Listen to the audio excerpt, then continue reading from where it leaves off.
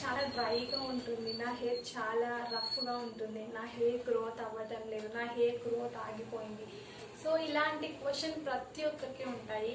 అలాంటి doubts clear చేయడానికి నేను వచ్చేసాను. నేను మీ శ్వేత, మీరు చూస్తున్నాను శ్వేత tech Mantra channel.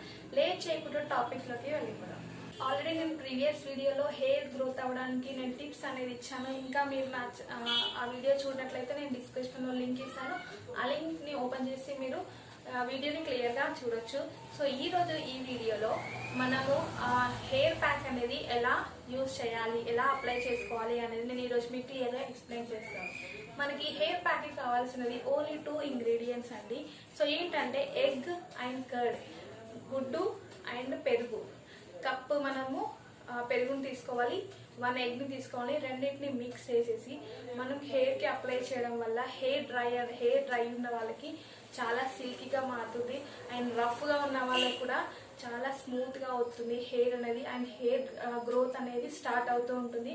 But result మాత్రం వెంటనే అంటే అవ్వదండి. మినిమం మనకి 1 to 2 months కంపల్సరీ పడుతుంది. సో ఈ రెండింటిని మిక్స్ చేసుకొని మనము హెయిర్కి మొత్తం అప్లై చేసిన తర్వాత 1 hour తర్వాత మనము హెడ్ బాత్ అనేది చేయాలి.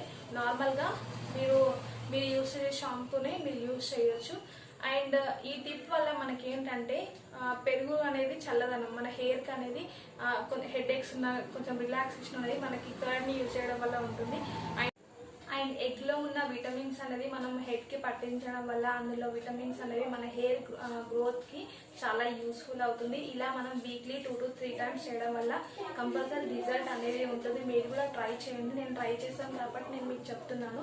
సో ఇలాంటి మంచి ఇంట్రెస్టింగ్ టాపిక్స్ మీకు ఇంకా నేను చెప్పాలి అనుకుంటే నా ఛానల్ ఇంకా సబ్స్క్రైబ్ చేయకుంటే నా ఛానల్ సబ్స్క్రైబ్ చేయండి, లైక్ చేయండి, షేర్ చేయండి అండ్ కమెంట్ సెక్షన్లో కమెంట్ కూడా చేసేయండి. సో లేట్ చేయకుండా మళ్ళీ మనం నెక్స్ట్ టాపిక్ లో మళ్ళీ మీట్ అవుదాం. Until then bye by.